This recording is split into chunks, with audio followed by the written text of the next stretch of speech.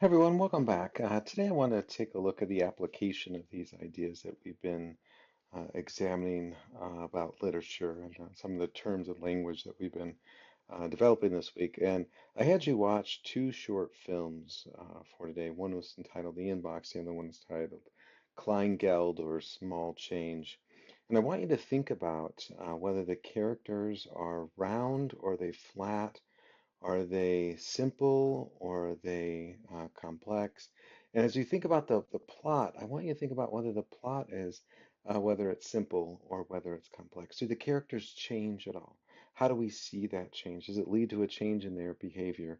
And then I want you to think about how the audience draws us in to identify with the characters, to kind of feel what they're feeling and to experience what they're experiencing. And then at the end, I want you to think about was there a catharsis or not? Was there an emotional release for us that relieved that tension, or did the tension remain after the film, right? So something to think about in terms of the effect. How does the director create an effect within us? Just as we start to apply these terms, I think these are two good examples of films that do something different, have different approaches, but we can take a look at some of these literary terms and apply them to have a deeper understanding and come away with a little bit more richness and of how literary devices are used to be for us. Taking a look at some literature outcomes. A question that I want us to think about, or probably that you're already thinking about, is what's the point, or what's the talk about all of this literature, right? So why should we read? I come across so many people today that just say, yeah, I don't read, or people that just say, yeah, it's not that important to me. And in some ways, it just seems as though literature is just becoming less and less pertinent or important within our society. And I want us to think about why it's important. Why is it should be a fundamental aspect within our lives and within the lives of our families. Research proves the better the reader, the better the writer, and the better the writer, the better the thinker. And so, something to think about that reading actually leads to greater cognitive abilities, greater ability to think, the better ability to reason, better ability to have these critical and creative thoughts. And so, something to perhaps consider. And this is the number one thing that employers are looking for. They want people that can critically and creatively think. And so, literature does help with that. Number two, through literature, one can have a richer experience with all forms of human expression by finding deeper meaning. And so, using some of these techniques that I've been teaching you to look deeper, to look past the superficial meaning, is going to be an important part of creating more richer meaning to exist. To kind of push past that, I'm just here to survive. The idea is that Heavenly Father wants us here to enjoy life, right? So, some elements of finding greater joy by looking deeper. Number three, one can enhance his or her problem-solving strategies by looking for connections that are not readily apparent to the average person. And so, building upon that last point and point two, one can enhance problem-solving strategies by looking for connections, right? By seeing things that the average person doesn't see as we look past that superficial meaning. Through literature, one can have a more rewarding experience with the scriptures as you look for connections, character development, and your reactions to people in the scriptures. And so you can use these techniques to enhance your own studies within the scriptures, which is very rewarding in and of itself.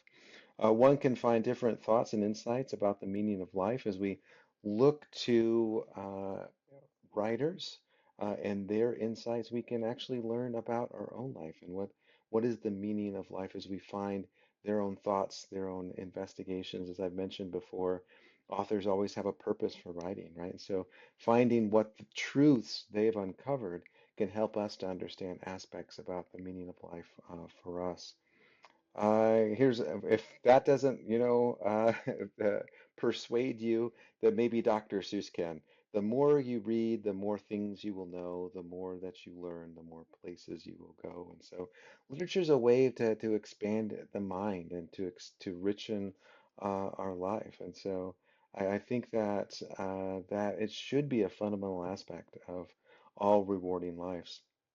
The science of reading suggests the increase of intelligence. Children's books expose children to 50% more words than TV, which leads to higher scores on tests, higher intelligence throughout one's life. And so, building up one's vocabulary, building up one's intellect, is really a fundamental part of the literary experience. And so.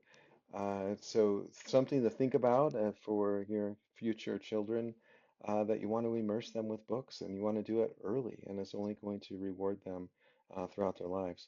It boosts brain power. Frequent brain exercises decreases mental decline by 32%. And so you have to exercise your brain. It's just like any other muscle. If you don't use it, you suffer from atrophy. And so literature is a way to kind of open that mind, to expand it, and to exercise it. Research also finds that it may help to fight Alzheimer's disease. People with daily mental activity across a lifetime are 2.5 times less likely to develop Alzheimer's disease. And also, if that's, doesn't persuade you, reading helps you to relax. In our anxious-filled world, particularly this year, it helps to reduce stress by 68%. And so, something to consider, right? So there's, something to binge watching on Netflix. That tends to be kind of the go-to, and I find myself doing, that on occasion. But mixing it up a little bit, right? And to find books that can open your mind and broaden your horizons is going to only enrich your life. And here's what it says in the scriptures: Seek ye diligently and teach one another words of wisdom. Yea, seek out of the best books words of wisdom. Seek learning even by study and also by faith. And it's interesting that prophets in the past have called literary writers minor prophets, right? Because they have these deep insights and these wisdoms that we can draw from. And so we have to question whether we are utilizing the resources that we're blessed with, right? And I just kind of turn to John A. Widtsoe, who says the reading habit, and I think that's interesting that he calls reading a habit. And a lot of times habits have a negative connotation, but there are good habits to have, right? The reading habit is most valuable in life. I mean by that the practice of using a little time, say half an hour a day, in the systematic reading of worthwhile, and that's kind of the demarcation there. It has to be worthwhile literature. The mind is open to precious fields of thought. The achievements of the ages become ours. Even the future takes form. As the mind and spirit are fed by well-chosen reading, comfort, peace, and understanding come to the soul. Those who have not tried it have missed a keen and easily accessible joy. And so there's this joy in this regular habit of exercising the mind, of delving deeply into literature to find kind of the deeper meaning behind it. Just a couple other quotes to consider from some past prophets.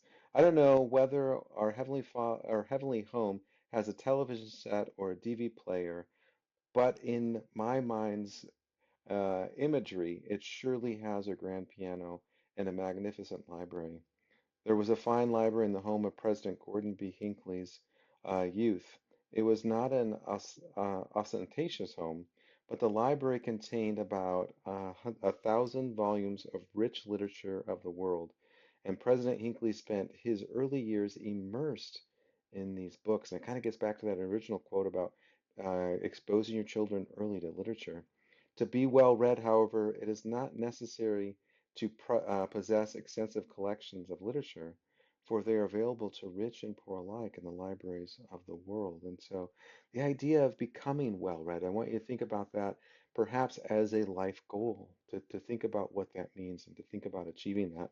President David O. McKay was inclined to awaken daily at 4 a.m., skim through up to 2 books, and then commence his labors at 6 a.m. He would quote 1,000 poems from memory. He referred to the grand masters of literature as the minor prophets. He was a living embodiment of the scriptural admonition to seek ye out the best books, words of wisdom. I'm not suggesting that you have to get up at 4 to read, but it should be part of your daily routine, right? To find time. I know that you guys, you feel busy with, all of the classwork that you have, but I promise you, if you think that you're busy now, wait till you're married with two kids. You will know what busyness is. But find time now to be able to do that. And once you develop this habit, it will reward you throughout your life. I want to take a look at Hemingway and his Hills Like White Elephants. I'm going to go through one of his stories, and I'm going to give you some thoughts to consider as we go through the other story to be able to apply. And I wanted to, as we start with Hemingway, I want to talk about his style as a writer because that's going to be important understanding his tone, right, and what the approach to the storytelling that he does. He says, if a writer of prose knows enough about what he is writing about, he may omit things as strongly as though the writer has stated them. The dignity of movement of an iceberg is due to only 1/8 of it being above water. A writer who omits things because he does not know them only makes hollow places in his writing. And so, what he suggests here, this is called the iceberg theory or the theory of omission. What he suggests is that the writing, the syntax, the words that he uses, is only going to be one eighth of the actual story. The 7/8 of the story, the underwater part of the iceberg, is where we come in to find meaning, right? So he's not going to tell us every little detail about the story. It's up to us to pay attention to. It's up to us to kind of think about and to make connections and to derive meaning. And some people get really frustrated with that. To me, I find that extremely rewarding because he doesn't have to spoon feed me all the information. He allows me to be able to be smart enough to make those connections and to piece together the story, and it makes it much more of a richer, rewarding experience. He says, continuing on with this, The Old Man and the Sea could have been over 1,000 pages long and had every character in the village in it and all the process of how they made their living, were born, educated, bore children, etc. That is done excellently and well by other writers such as Dickens or Melville. I've seen the Marlin Maid and know about that, so I leave that out. I've seen a school or pod of more than 50 sperm whales in the same stretch of water and harpooned one nearly 60 feet in length and lost him. So I left that out. But the knowledge is what makes the underwater part of the iceberg. And so what he's suggesting here is as he's choosing what to include in the story and choosing what to exclude, it's not as though he's, excluding points of the story that make it seem like it doesn't make sense and it just feels like the story is filled with a bunch of plot holes. What he's suggesting is if you're truly a master, you can leave things out and there won't be plot holes because there'll be other elements of the story that tie it all together. And so, but the thing with Hemingway is you have to pay attention. You have to make those connections. Otherwise, that iceberg is going to float right by you and you'll have no idea what's going on. So I'm going to teach you kind of how to do that, how to dig deeper, how to pay attention to the syntax and to dig deeper on and to find the meaning. Some themes that we find within a Hemingway story generally, number one is going to be unexpected violence. That unexpected violence could be physical violence, but it also could be emotional violence. It could be verbal violence, right? So, but generally what you have is characters kind of off in enjoying their day, and then all of a sudden, boom, something unexpected happens. And what he captures within this is kind of the unexpected violence of the modern world that we find ourselves in, right? We can be going down and everything's fine, and then all of a sudden something chaotic can really happen to disrupt our day, and that's what we see within his stories.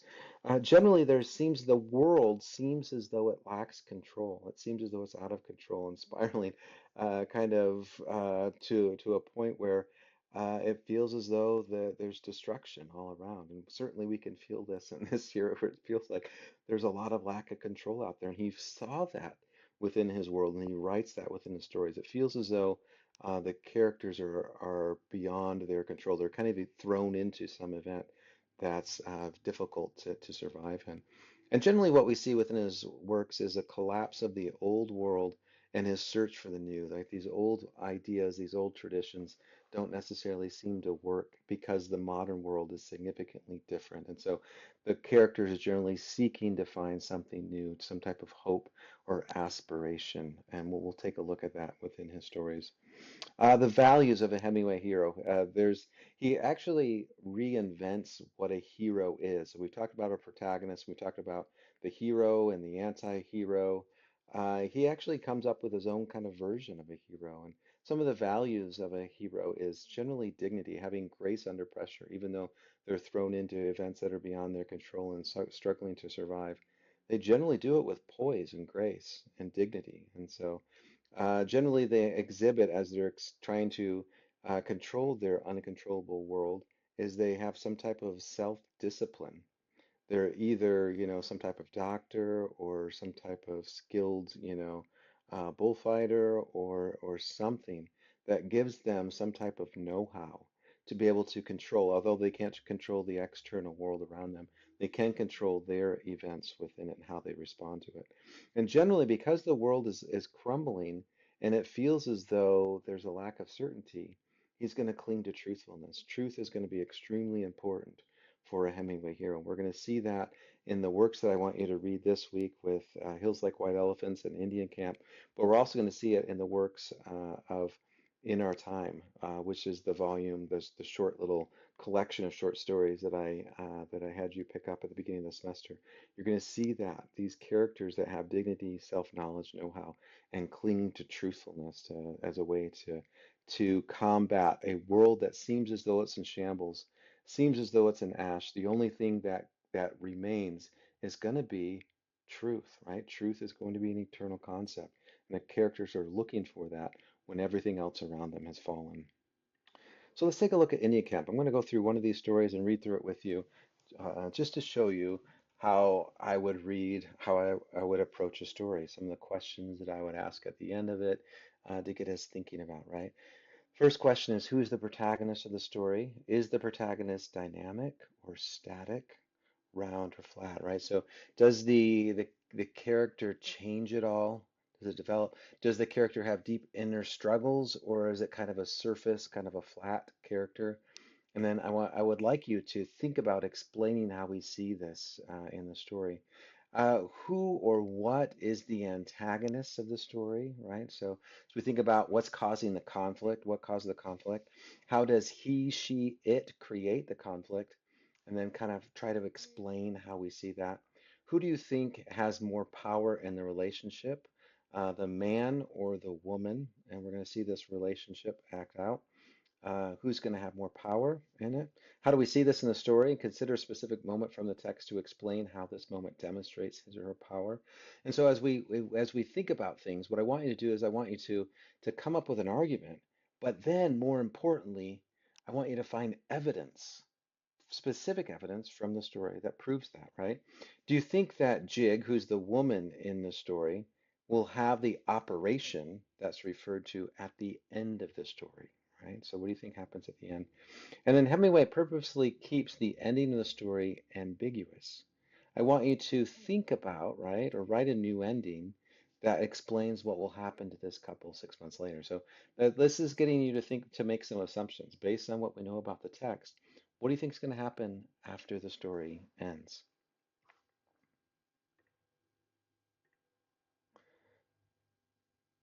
Okay, thinking about the actual title, right? Well, what are some things that we need to derive from? The first thing I want you to think about is if you've ever been to a white elephant party, or what is a white elephant party?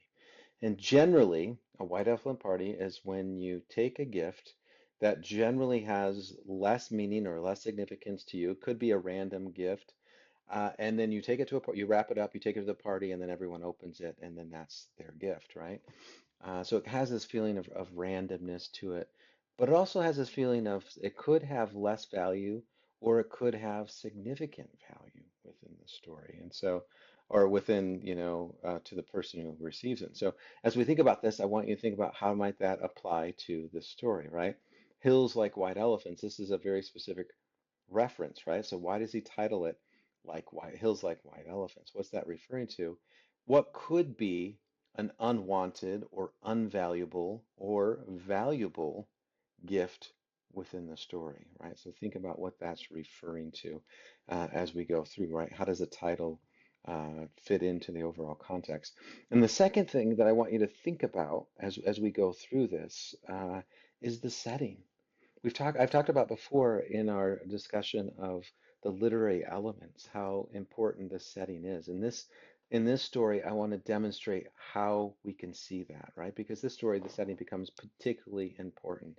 And what I've done here is I've mapped out what the setting of the story would look like, right? If I was just to kind of give you a bird's eye view of it, what you have there is a train station and the two individuals, Jig and the American, are sitting at a table having drinks, and they're in between two train tracks, right?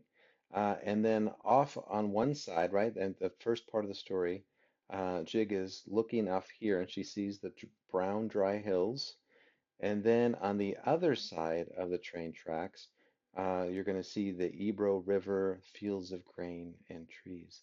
What I want to argue is that even though this seems as though Hemingway just kind of gives us very sparse information, right? Only gives us that 1/8 of words that then he causes us to kind of think about the 7/8 of the meaning, that the little words that he does give us are even more important. And so, this information that he gives us is going to help us to understand what's the interpretation of the particular story. So, the setting actually becomes a character within it. And I wanted to talk about how that is. And this is just what it would look like. And so, this is what Jig is looking at.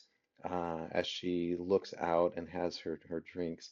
And then she's going to get up and walk to the other side of the station, and this is what she would look. This is what she would see. And so she's taking a look at the landscape of Spain. All right, let's read through this, and I'll kind of pause and as I have thoughts, right? I'll just kind of show you what I would do if I was to just be reading the story. The hills across the valley of the Ebro were long and white. On this side, there was no shade and no trees, and the station was between two lines of rails in the sun. So this is what I was showing you in the diagram. Close against the side of the station, there was a warm shadow of the building, and a curtain made of strings of bamboo beads hung across the open door into the bar to keep flies out. The American and the girl with him sat at the table in the shade. And so what I would stop here and think about, right, is he's kind of setting the stage here, the kind of giving us the setting, kind of a brief overview for that, is we have the two characters, right? So that's the second thing I look for. Well, number one is the narrator. This one is written in the third person. The second thing I look for is are the characters, right? So you have the American, which gives us a kind of a context of where he comes from. But then it refers to her as the girl. And so that's an interesting reference, right? So Hemingway's purposely choosing words here. Why does he refer to her as the girl, right? He doesn't say the American and his girlfriend, right? Or the American and the woman, right? He purposely chooses the American and the girl, which would suggest that she is young, right? Probably not like, 15, 16, right? Probably meaning that she's in her early 20s, right? Which shows that there's an age gap between him, right? It didn't say the boy and the girl, right? The American and the girl, right? There's an age difference that he's older than her. And that gets us to think about who's going to have power in the relationship. So they sat at the table outside the building. It was very hot, and the express from Barcelona would come in 40 minutes. It stopped at this junction for 2 minutes and went on to Madrid. And so stopping there, this kind of sets the stage for the setting. The setting is in Spain. He could have put this anywhere in the world. Could have put it in Idaho. Could have put it in California, right? But he puts it in Spain, right? And so then I have to start thinking, well, what do I know about Spain? And what I know about Spain is very traditional and very Catholic. And so that's going to be an important part. Those two elements of tradition and Catholicism are going to be important parts within the story, right? The girl was looking off at the line of the hills. And so again, as we see this, as we see the characters, I start thinking, I wonder what she's thinking about, right? What's going on in her mind? They were white in the sun, and the country was brown and dry. And so I start thinking about these are purposeful words, right? As she's looking out at the hills, she notices that they're brown. She notices that they're dry, right? What is she thinking about, right? And the whole story is about an abortion. She's debating whether she's going to have a baby or not, right? And so you don't really know this yet, right? If you're this is the first time you're kind of reading through it, but as you kind of look back and you read through it again, you start to say, okay, there's meaning to this setting, right? As she's looking at the hills that are brown and dry, she's also thinking about herself and making a connection about her fertility versus infertility. Then she says, right, and this is kind of an interesting exchange here. They look like white elephants, she said.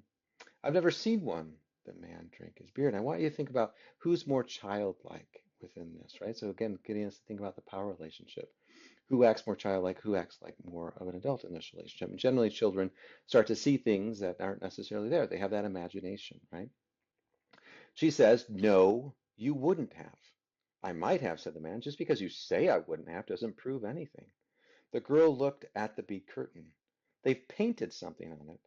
What does it say, right? So there's another clue about this relationship. She's in Spain and she doesn't speak the language, but he does, right? So again, thinking about the power in this relationship. Anis del Toro. It's a drink. Can we try it? The man called, listen to the curtain. The woman came out from the bar, the waitress, right? 4 reales. We want 2 anis del Toro. With water? He turns to the girl. Do you want it with water? I don't know, the girl said. Is it good with water? So again, she's asking for his advice. She's asking for information. She wants to know. So she turns to him for direction, right? He says, it's all right. You want him with water? Asked the woman, the waitress. Yes, with water. The girl looked across at the hills. Again, she's thinking about the brown, dry hills without really thinking actively about them, right? It's just kind of subconsciously hitting her. She says they're lovely hills. They don't really look like white elephants. I just meant the coloring of their skin through the trees. And then he kind of completely ignores that and just says, shall we have another drink? All right. The warm wind blew the bead curtain against the table. As we go through this next section, I want you to think about what are her concerns? And what is his concerns, right? What is she afraid of? And what is he afraid of? Because they don't ever say this directly, right? And that's a truth that Hemingway is capturing. Generally within relationships, we don't really approach our real concerns, our deeper concerns head on. We normally kind of skirt around them because we don't necessarily want to be rejected. We don't necessarily want others to know what we truly feel because we fear that they might reject us. And so both of them have underlying fears that they don't address directly. They just address indirectly, right? He says it's really an awfully simple operation, Jig. It's not really an operation at all. And the 1927 audience, when he wrote this, would have known what that meant, right? Because there's a lot of people that were traveling through Europe. There are a lot of people that were doing a lot of drinking. There are a lot of unwanted pregnancies. And so people would say an operation that's not an operation, that is an abortion. And Hemingway could never say the word abortion because he would have been censored in 1927. But just because he never says it or refers to it specifically doesn't mean that it's not there, right? Just because the two individuals never refer to the baby doesn't mean that the baby's not there, right? That's that underwater part of the iceberg. And a lot of people, when they first read the story, they just think it's about two people arguing at a train station and having lots of drinks, right?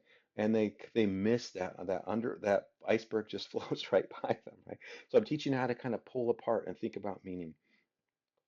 Now he says it's not really an operation at all. And then immediately, kind of interesting, the girl looked at the table legs, the ground the table legs rested on it. So this shows something quite important. She's first looking off the Brown Drying Hills. He says, hey, what about that abortion? And then her eyes go directly to the ground, right? Generally, when someone's eyes are going to the ground, what's that mean, right? As your parents, as you come home and you say, and they ask you, isn't it about time you get a job or isn't it about time you get married, right? Where do your eyes go? And what does that show, right? It shows that you're trying to run away from the conversation. This shows that she's not on board with this, right? And Hemingway does this without actually having to say exactly how she feels. That's the beauty of literature, is that you can do something without actually explicitly stating it. Some people get frustrated with Hemingway for doing this. I admire him for doing this because this is bravery, right? This is an artist um, having confidence in his craft to be able to know that the reader is going to be smart enough to pick up on this. He says, "I know you wouldn't mind it, Jig. It's not really anything. It's just to let the air in." Okay. And when that's a second reference to the fact that this is an abortion, when you let the air in, they break the placenta, and the placenta just allows the oxygen in, and then the fetus dies. Right. And again, and so this is the second reference to it. And then what does she do? The girl did not say anything. Right. And in the Hemingway story, whenever someone doesn't say anything, they're saying a lot, right? They're saying that I don't want this, I don't agree with this, I don't want to have this conversation, right?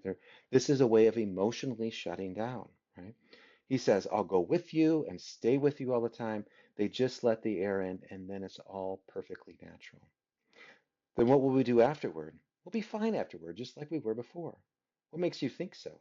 That's the only thing that bothers us. It's the only thing that made us unhappy, right? So again, thinking about their happiness, what is his concern? What is her concern? The girl looked at the bead curtain, put her hand out, and took hold of two of the string of beads. So this is another way of distancing, emotionally distancing from the conversation. And she says, and you think then we'll be all right and be happy?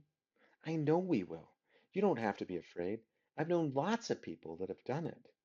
So have I, said the girl. And afterward, they were all so happy. Right? So that's kind of, I mean, as we reread that, he doesn't necessarily say how she says it. He doesn't say she said it jokingly, or she said it happily, or she said it sarcastically, right? He doesn't say that. But as we find, as we read through the dialogue, we're kind of getting a sense of how she said it. Because immediately after he says, and afterward they were all so happy, we get the sense that's not what she really meant. That was sarcasm, right? And he says, well, the man said, he starts to back off. If you don't want to, you don't have to. I wouldn't have you do it if I didn't want to, if you didn't want to. But I know it's perfectly simple. And you really want to? I think it's the best thing to do. But I don't want to do it if you don't really want to. And then again, thinking about this, right, as we think about relationships, there's a deeper concern that I want you to think about what's really happening, right? What is his desire? What is her desire, right? And then he says, sorry, she says, and after I do it, you'll be happy and things will be like they were and you'll love me. What does she want? What is she afraid of? Right? He says, I love you now. You know I love you. I know, but if I do it, then it'll be nice again if I say things like white elephants. And you'll like it. I'll love it. I love it now, but I just can't think about it. You know how I get when I worry. So again, what is his worry? What is his concern, right? If I do it, you won't ever worry, right? And so she kind of is interpreting that worry to be something else, right? I won't worry about that because it's perfectly simple. Then I'll do it because I don't care about me. What do you mean? I don't care about me. Well, I care about you. Oh, yes, but I don't care about me. And then I'll do it, and then everything will be fine. Again, we have to think about what that means, right? Some people interpret this to mean that she is completely passive, she's completely docile, she's completely abused, or something of that nature.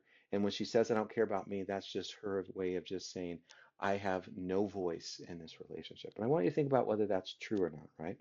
And then he says, because immediately after this, when she says, and we'll do it and everything will be fine, we have to worry about what that fine means because when my wife says, I'm fine, I know that's not what she means, right? And so then he says immediately after that, I don't want you to do it if you feel that way, right? So does she really not have a voice in this? Is she completely powerless? Is he completely abusive, right? So some interpret this text that this is the man in charge. He's beating his chest like an ultra masculine man, kind of brutalizing her with words. I want you to think about if that's true, right? Is she voiceless? Is she powerless? Is she docile? Or is there something more to this, right? But I do want you to think about who has more power in the relationship, at least at this point in the story. Who's the one that is kind of the director, the leader, the one that people go to for, or the other person goes to for information, right? And how do we see this? And who's more childlike, right? So in each relationship, every relationship, someone's going to kind of take more of the role of the caretaker, and the other one's going to take more of the kind of role of being a little bit more kind of the follower, right? That's just it's kind of like going to a dance, right? When you're dancing, you have to have one person that leads and the other person that follows. It doesn't work if both people are trying to lead, and it doesn't work if both people are trying to follow. So in a relationship, generally you have those kind of dynamics. Otherwise, you're going to have constant tension. But what we're going to have here is a change, right? A kind of a change in direction. We're going to have an epiphany, right? The girl stood up and walked to the end of the station. Across on the other side were fields of grain, trees, and along the banks of the Ebro, which is a river. Far away beyond the river were mountains. The shadow of a cloud moved across the field of grain, and she saw the river through the trees. And so she just had a very intense discussion with her boyfriend slash, I don't know, fiance slash husband. It doesn't necessarily say in this story, but she just had a very intense argument about an abortion.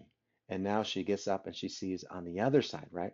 Not the dry brown hills, but fields of grain and trees and river. She sees life and fertility. And I want you to notice how this moment changes everything, right? This is an epiphany, a moment of sudden insight and realization that leads to behavior change. She comes back and she says, "We can have all this," she said, "and we can have everything. And every day we make it more impossible." Right? What does that mean, right? She takes a look at this. We could have the whole world, and every day we make it more impossible. Can they really have the whole world? Why don't you think about who's more childlike as she returns? He says, "What do you say?" She says, I said we can have everything. He says, "We can have everything," right? Who's more childlike, right? That's kind of children that think that they can have everything, right? That they're going to be president of the whole world, right? And then she says, more realistically, "No, we can't. We can have the whole world," he says. "No, we can't. We can go everywhere." "No, we can't. It isn't ours anymore." We have to think about what she means by that, right? It isn't ours, so whose is it? Right? It's maybe not theirs anymore. Maybe it's the three of their world, right? That now they have to start thinking more than just beyond them, right? And that's all they've been doing up to this point, right? So she's starting to see a bigger picture here. And I want you to think, is she docile? Is she completely helpless, right? He says, "It's ours." "No, it isn't. And once they take it away, you never get it back," right? The it here is a little bit ambiguous, purposefully so. That's true to Hemingway style. It could be it is the baby. It could be it is the innocence. It could be it is their relationship. There's a lot of things that can fill that it, and I think all of them are packed into this it, right? That 7/8 is packed in here nicely, and Hemingway doesn't necessarily have to go in to all of these, details about what that it means. He gives it there, and without having to say what it all means, we feel what that it means, right? And he says, "But they haven't taken away. We'll wait and see," she says. "Come on back in the shade," he said. "You mustn't feel that way." "I don't feel any way," the girl said. "I just know things," right? So this is very different from, what's that Santa sign? Is that a good drink? She's kind of has a different kind of mindset now. He says, "I don't want you to do anything that you don't want to do." And a lot of times he's kind of interpreted as this kind of masculine jerk that just kind of pushes her into something that she's not comfortable with. But he says that again and again. And the question, this is where the 7/8 comes in, is he sincere by that? Or is he, is he just using that as a means of manipulation? And that's where the interpretation comes in, right? That's where it can kind of depend upon how we're reading this. And I'm kind of reading it one way, and I could do this whole, lecture again and read it completely the opposite way. I'm just trying to give you a sense of some things to think about as we go through. She says, I realize the girl said, can't we maybe stop talking, right? Who has power now, right? They sat down at the table, and the girl looked across at the hills on the dry side of the valley, and the man looked at her and at the table, right? So who's kind of looking away now? Now she returns to that looking at the dry side, and again, now she's very conscious about what she's thinking about, right?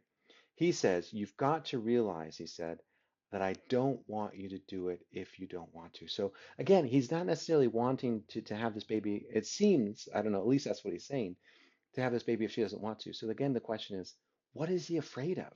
What is his real concern that he's not specifically saying, right? As often is the case. He says, I'm perfectly willing to go through with it if it means anything to you. Doesn't it mean anything to you? We could get along. Of course it does. But I don't want anybody but you. I don't want anyone else. And I know it's perfectly simple. I think right there that unpacks what he's afraid of, right? Without Hemingway having to say what he's afraid of, we learn a lot about him. What is he afraid of? I don't want anybody but you. What's he afraid of when that baby comes out? What's her focus going to be? What's he going to lose in the process? What's he afraid of? Is he afraid of losing her? And at the same token, what's she afraid of? Why is she willing to go through with it even though she doesn't want to? What's she afraid of losing? Is she afraid of losing him? So it's kind of interesting. Both of them have this similar kind of fear and anxiety, but both of them don't address what that real fear is. They're afraid of losing each other. And so they go about it indirectly. Continuing on, he says, yes, she says, yes, you know it's perfectly simple. It's all right for you to say that, but I do know it. And so the idea that, right, that idea of simplicity is important too, because it's simple, right, to some extent. A procedure doesn't really take that long. But is it really simple? Emotionally, psychologically, is it simple? She knows that there's a lot more to this than just the act of the operation, right? He keeps just thinking about the operation. So again, using similar words, right, kind of the fun way Hemingway does this, using similar words but having different meaning to them. Would you do something for me now? I'd do anything for you, he says. Would you please, please, please, please, please, please, please stop talking, right? So I want you to think about, how do we see a change in her demeanor, in her character as she returns? This is an epiphany. She's changed as she comes back to the table, right? Now, just kind of think about where we leave off here. The girl smiled brightly at the woman to thank her, right? So the girl brings the drink, the waitress brings the drinks in. He says, right, this is him saying, I'd better take the bags over to the other side of the station, the man said. She smiled at him. The first time we see her smile at him is when he's taking the bags to the other side of the station. What does that mean? Does that mean that they're moving on? Does that mean that she's just happy to be done with the conversation? Does that mean she's just happy to kind of get on the train and get out of this town? Or does it mean that they are moving in a different direction than they were at the beginning of the story, right? And there again, there's that ambiguity that Hemingway leaves that makes this a beautiful, a rich, kind of a complicated story, right? He picked up the two heavy bags and carried them around the station to the other tracks. He looked at the tracks but could not see the train. Coming back, he walked through the bar room where people waiting for the train were drinking. He drunk an anise at the bar and looked at the people, right? So again, what is he thinking about now? They were all waiting reasonably for the train. He went out through the bead curtain. She was sitting at the table and smiled at him. Have they come to an agreement on this or not, right? Or is this just one of many conversations that they're going to have? He then asked, do you feel better? I feel fine, she said. There's nothing wrong with me. I feel fine. Again, that idea that there's nothing wrong with me, that is a kind of an ambiguous part of the story, right? What does that mean? There's nothing wrong with me. I don't have any kind of emotional problems with it. So the problem is with you. Maybe that's what she means. Or maybe she means there's nothing wrong with me. I don't see this pregnancy as a problem. That's not what's wrong. Or maybe what she means is that she's kind of moved on and ready to go forward with this abortion. And so she's kind of mentally and emotionally kind of moved past it, right? And so I want you to think about what she means by this. We've heard her say, I feel fine before. And at that point, it seemed like she wasn't really fine. Is she fine now, right? What is what does the repetition of that word mean, right? So it's interesting that Hemingway does that. So what I want you to think about as we conclude this story is this a simple kind of narrative? Is it a complex narrative? Do the characters change at all within the story? And then as we start to make some assumptions, does she have the procedure or not? What do you think happens to this couple 6 months from now? Right. So again, just some things to think about. I'm pulling you into this as kind of an experienced person that would be reading the story. This is how I would read it. Right. It takes time to kind of make connections, to think about why things are placed in a particular pattern that they're placed in. Why does one line immediately follow another line? Why is one word used here and then use another, kind of repeated here? Some things that we start to think about as we think about character development, as we think about the narration, as we think about the setting, right? The setting is a big part of this particular story. It's constantly comes back as a way to drive the narrative forward, right? So some things to think about that you can't necessarily do if you just kind of breeze through a story kind of in 5 minutes just to read through it. You're going to miss a lot of the underwater part of the iceberg, and you're going to miss a lot of richness that masterpieces truly have.